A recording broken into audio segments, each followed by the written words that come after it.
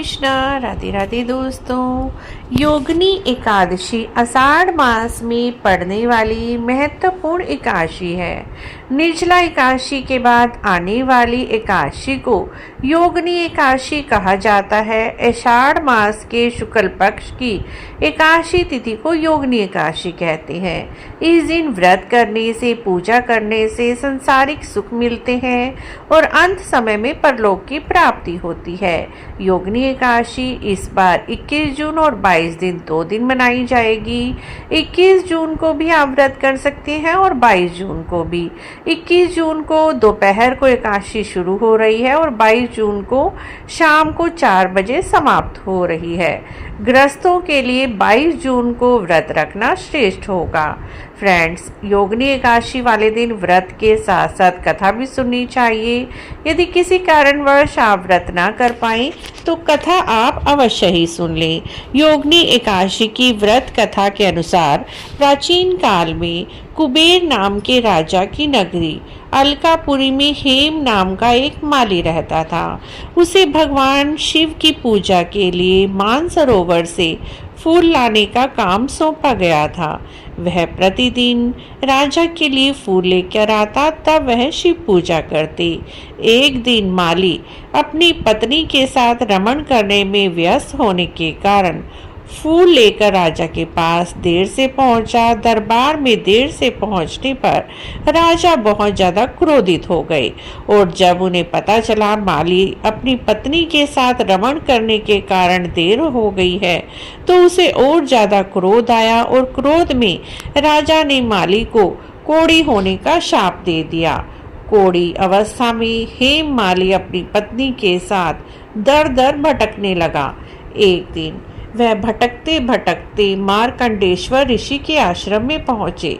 ऋषि ने अपनी दिव्य दृष्टि से हेममाली की सारी स्थिति को समझ लिया था और उन्होंने हेममाली पर दया दिखाई और कहा, माली, तुम आषाढ़ मास के शुक्ल पक्ष की पड़ने वाली योगिनी एकादशी का पत्नी सहित विधि पूर्वक व्रत करो। जिस व्रत के करने से तुम्हारे सारे शरीर का कोढ़ खत्म हो जाएगा और तुम दिव्य देह को प्राप्त होगे।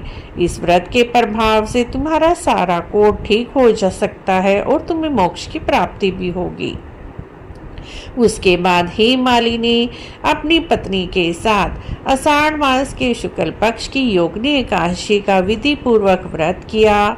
समय पर पारण किया। भगवान विष्णु जी के मंत्रों का जाप किया। पूरा दिन ओम नमो भगवते वासुदेवाय मंत्र का जाप किया, जिसके प्रभाव से उसके शरीर का सारा कोढ़ खत्म हो गया और उसे कंचन जैसी निर्मल काया प्राप्त हुई और वह वैकुंठ धाम को चला गया। जो भी इस कथा को पढ़ते हैं, सुनते हैं, कहते हैं, भगवान जी की कृपा से उन्हें इस संसार के सभी सुख मिलते हैं और अंत में परलोक की प्राप्ति होती है। मित्रों, यदि आपको भी योगिनी एकादशी की व्रत कथा अच्छी लगी है तो आप हमारे चैनल को इसी तरह की धार्मिक चीज़ों के लिए, धार्मिक पूजा पाठ के लिए, कथा कहानियों के लिए जरूर सब्सक्राइब करें, लाइक करें, वीडियो को शेयर भी करें। कमेंट बॉक्स में जय विष्णु भगवान अवश्य लिखें। फ्रेंड्स, इस बार योगिनी एकादशी का व्रत 22 जून 2025 को रखा जाएगा और सुबह 6:35 से लेकर 8:48 तक व्रत का पारण किया जाएगा। यदि आप 21 जून को व्रत रखते हैं तो 22 जून की दोपहर को 1:47 से लेकर शाम के 4:35 तक पारण कर सकते हैं। लेकिन 22 जून का व्रत करना गृहस्थों के लिए श्रेष्ठ है क्योंकि यह त्रिस्पर्शा एकादशी है। फ्रेंड्स, आपको जानकारी कथा अच्छी लगी है तो please like, share, subscribe. Video देखने के लिए आपका बहुत बहुत धन्यवाद।